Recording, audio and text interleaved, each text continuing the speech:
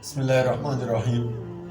सवाल और जवाब की इस नशिश में हाजिर खिदमत हैं। एक दोस्त ने सवाल किया है कि उलमाए किराम औरतों को काम करने से और जॉब वगैरह करने से मना करते हैं, तो बेरोज़गार घर में बिठाते हैं, तो ज़ाहिर है कि ख़वातीन जो है वो दुनिया की 52% आबादी है, तो आधी दुनिया मुअत्तल हो जाएगी।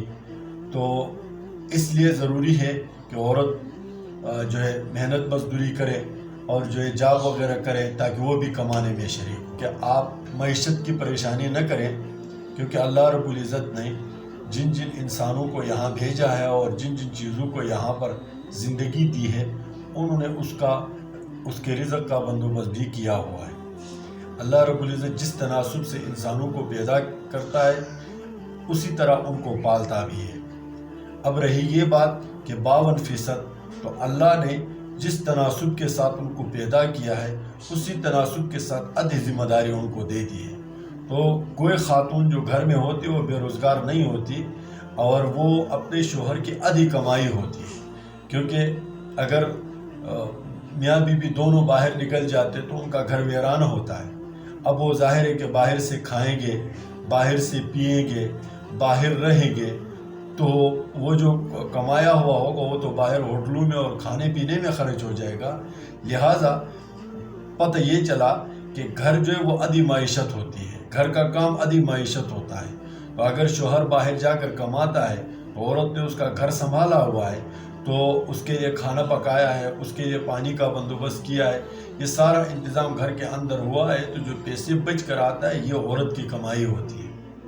और रही ये बात कि इस्लाम ने इसलिए किया है कि औरत को अल्लाह रब्बुल इज़्ज़त ने तख्लीक जॉब करने के लिए, मजदूरी करने के लिए, बोझ उठाने के लिए और इन चीज़ों के लिए नहीं बनाया है।